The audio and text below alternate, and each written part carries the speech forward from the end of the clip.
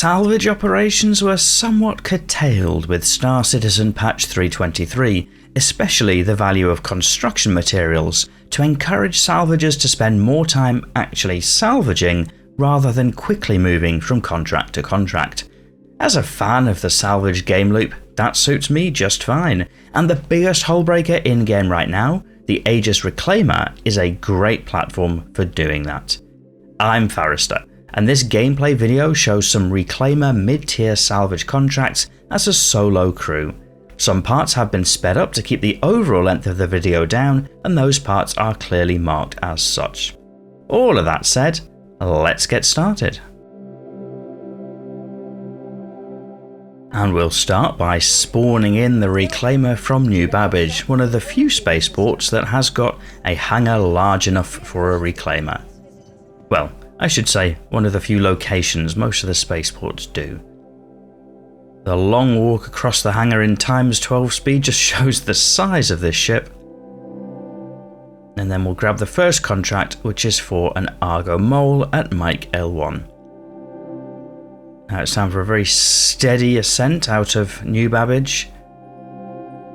Get to a high enough altitude to engage the quantum drive, and then just make a hop around the planet before going to Mike L1. So obviously this is a solo Reclaimer outing. Most usually the Reclaimer is pitched as a multi-crew ship, but it is possible through some jumping between different seats to actually hop out and do some solo salvage with the Reclaimer as well. It's a very different experience to group salvage, but satisfying nonetheless. So first salvage target in view. This is the Argo Mole, somewhat given away by the bright orange Argo paint scheme. The salvage turrets on the Reclaimer are obviously much simpler than perhaps you would get on the Vulture, for example. You get your tractor beam and you get your trawler scraper module. That is it in terms of the configuration and stock. But that's all you need. The trawler scraper module has a wide diameter. You can very quickly chew up some of the bigger ships. So we go back into ×12 speed to do exactly that to this Argo Mole. The other handy thing about having the tractor beam, especially when you're operating as a solo salvager, is without hopping out of the turret, you can manipulate your salvage target, especially some of the smaller targets like this mole, very, very well suited to that tractor beam on the Reclaimer.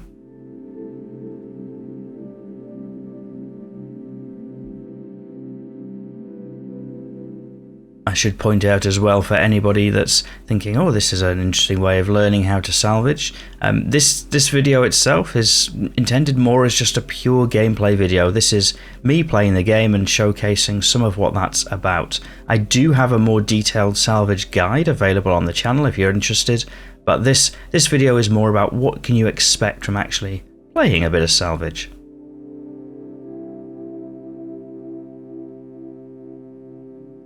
Trying to grab as much of this initial RMC as possible, painting the hull. It's a very satisfying gameplay loop, I have to say.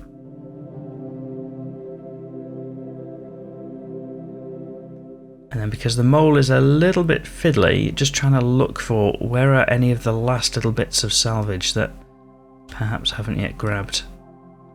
There's only 2% of that salvage hull remaining.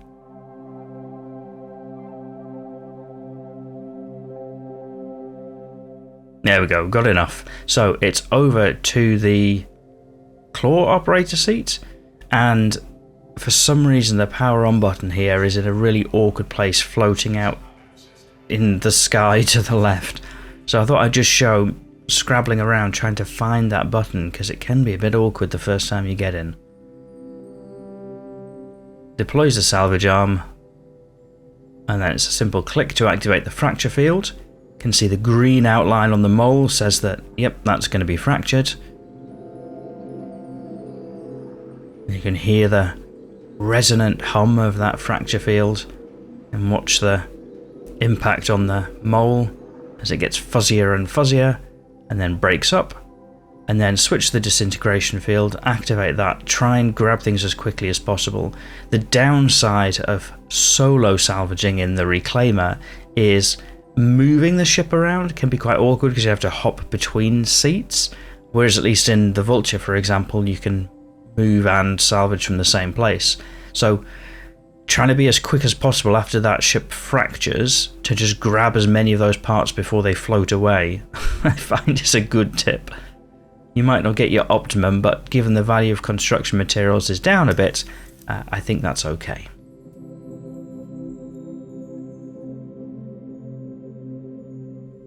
And then it's back into the pilot's chair, grabbing the next contract, and off to complete that, also at Mike L1.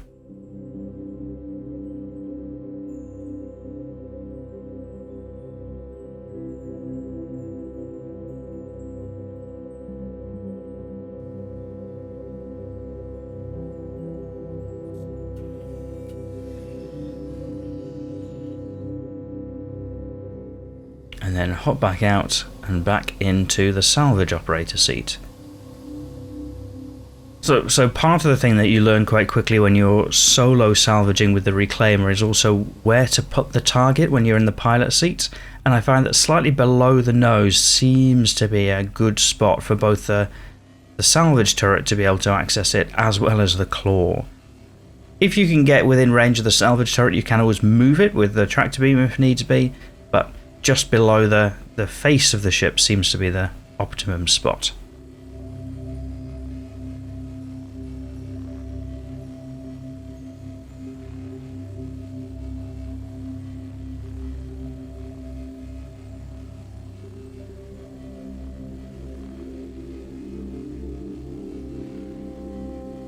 This time salvaging away at this terrapin.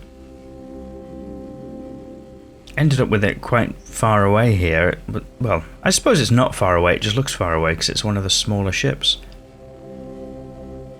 The terrapin is quite a satisfying ship to salvage though because it's very bulky. There's not a lot of detail to it, whereas some of the ships like the mole that we just did, they've got lots of contouring, so you've got to get in and amongst all the little nooks and crannies. The terrapin is quite a beefy, chunky, armoured kind of ship, and so everything is quite smooth, which makes it much easier to salvage.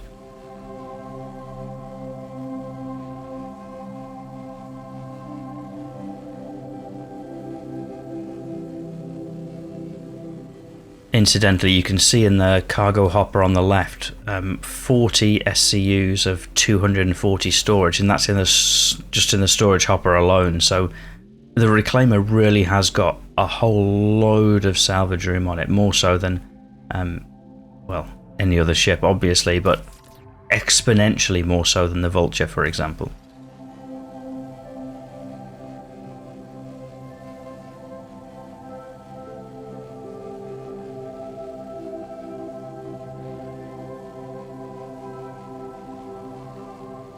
I quite like the salvage gameplay loop as something to do to kind of switch off a little bit from what's going on around you. It's involved enough that you're not just sat watching what's going on, but also it's calming enough that you're basically just moving the salvage beam around the hull at a gentle speed, watching it disintegrate in front of you. There's a little bit of stuff to do, but it's not overly intense. Yeah, big fan of salvage.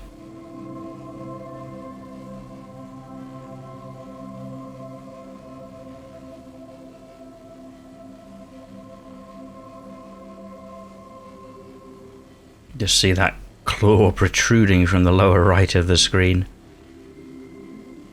As we strip off the last bits of hull, the claw is thinking, I'll have that terrapin, thank you.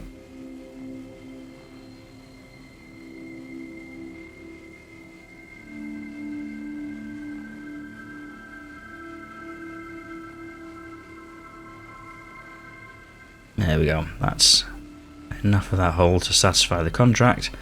So it's hopping out and then over to the claw operator seat. Now these size of ships are really they're very easy to salvage with the Reclaimer. They're very quick to salvage with the Reclaimer as well. So you saw there, that didn't take a long time to deal with that Terrapin. The Terrapin is really not a big ship for the Reclaimer to salvage. As we switch to the fracture field and break it up. And then over to the disintegration field to gather that stuff up. I think some of my preferred targets for the Reclaimer would be like the Hercules series. I really like salvaging a Herc, but I have noticed in 323 those contracts seem much more sparse. Maybe it's just because pilots are grabbing them and completing those contracts over the others, but I don't know. Maybe you can tell me in the comments if that's been your experience. There are obviously, as another option as well, the salvage panels. For those willing to go out hunting for the salvage panels, they can be a really good way of grabbing some salvage, especially in the Vulture. I think the challenge with the panels is just you have to do the searching. So for me, one of the things that I like about the salvage gameplay loop when compared to, for example, mining, is part of the mining game loop is going out and finding things. For salvage with contracts, it's really nice just to grab the contract and then you go straight to your place, so you spend more of your time actually salvaging rather than searching. But I know the panels are great as well for grabbing some Alpha UEC, and no contract costs either. So there we are, stripping down that Prowler, disintegrating, and there we go, all aboard. That was a 12 times speed contract, but you see just how fast the Reclaimer can actually deal with this stuff. And sadly there's nothing nearby at Mykel 1 or Mykel 2, so I'm going to make the long hop to Mykel 5. Now if this had the stock quantum drive, it really would be a long hop. But one of the first things that I do when I am taking out the Reclaimer is change the quantum drive. There's no sense in flying around Stanton so slowly.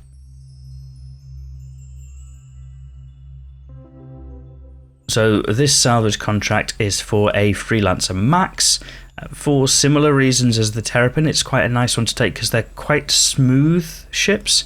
There are some contours and details, but generally the ship itself is quite smooth, so from a salvage perspective it's quite nice to break into. And you saw there as I was getting up from the seat, just keeping that salvage target in the lower windscreen, and that just, it lines up everything. It lines up the salvage turret and it lines up the claw. There we are, the white and orange of the Freelancer.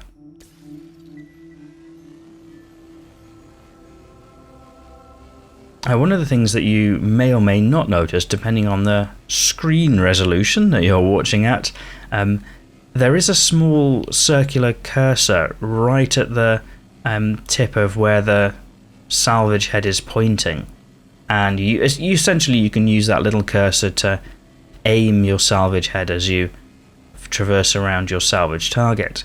But I do find that in the current patch, whether it's something client side or server side or just a bug perhaps, sometimes that gets a little bit misaligned from where the beam is actually pointing. So if you just point the circle, sometimes you could end up pointed in the wrong direction, just slightly. So sometimes when salvaging, you don't aim the beam based on the targeting pip. You aim the beam based on where the beam is actually going, and accept that the targeting pip might be to the left of that or wherever. You might find that completely uninteresting. I'm sorry if you did.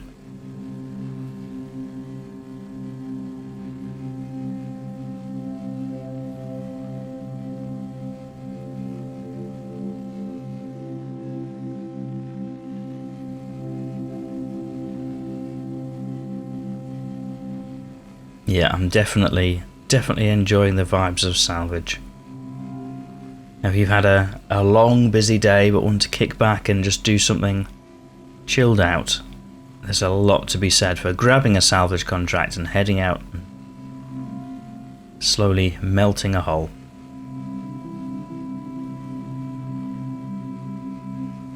It's not the most intense, it's not the most exciting, you might argue, but Star Citizen has lots of other gameplay loops for that. Not everything has to be adrenaline filled all the time. Having the choice and being able to play the game in different ways, I think there's a lot that can be said for that.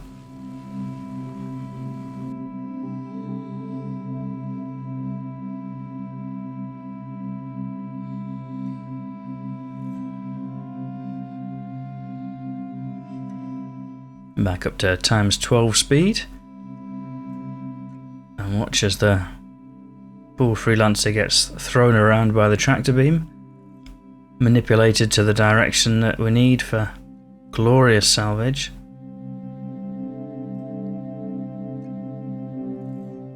If you do find that after you've been throwing it around it does keep spinning, it's probably because you switched the tractor beam off too soon. I think I was comfortable doing that for this because it's quite a big ship. There we go, grab the disintegrated salvage. So I had a quick look on the list. There was nothing for a Hercules. I really wanted to find a Hercules today, but it wasn't to be. But that's okay, we've still got a fair amount of cargo aboard, so I'm going to head back to Microtech, land in the hangar, organise some of these boxes, which you can now of course do in the hangar, which is fantastic, and then go and sell up for a day's work. You will see that quantum fuel is all but empty following that trip, so a good opportunity to fill up on quantum fuel as we come back into land as well.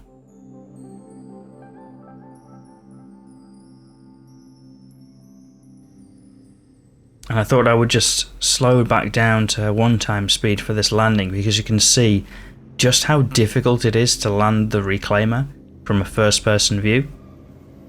Now I appreciate lots of people will land in third person, that's absolutely fine.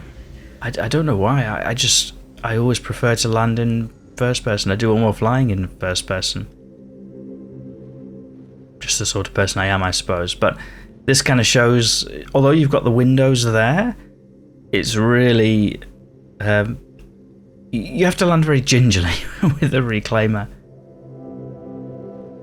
But there we are, there's plenty of room in the hangar at least. Can't be said for all ships all the time.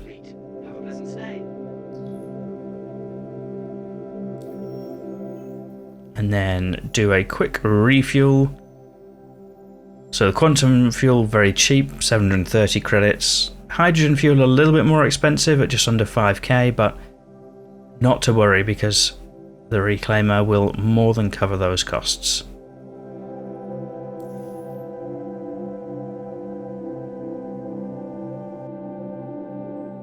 Times 12 speed just to see the bar fly up. So we'll move to the back of the ship and start bringing out some of these salvage boxes.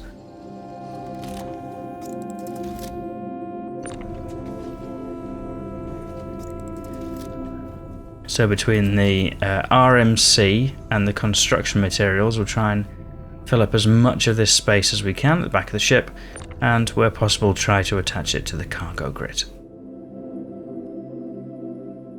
Throw it up to times 12 speed just while you watch me organising boxes. There's a lot of waiting around for the larger boxes to come out. There we go. Then over to the elevator to exit the ship, and we'll go and sell up those boxes. This has been a great quality of life change, incidentally, being able to actually move those things around whilst you're in the hangar. It just makes things so much easier. And decide which way to head. I'll go that way. Then through the magic of video editing, here we are ready to sell up. There's two places to sell on Microtech. You've got the planetary services where you sell the construction materials, and then the regular TDD for selling the recyclable materials composite.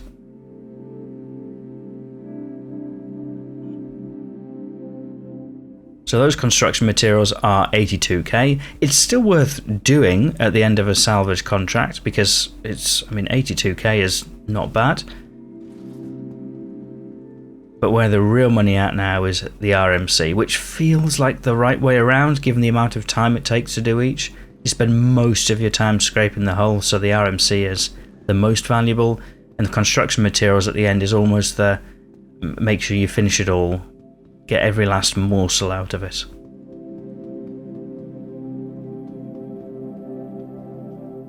Here we are to sell up the RMC.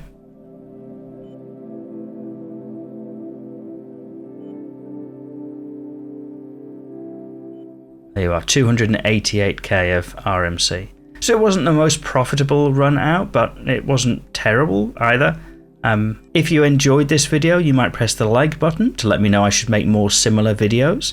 And if you're not yet subscribed, given that you've got this far, you probably want to do that too, so that YouTube will know to show you more videos like this in future. Otherwise, and as always, thank you for watching.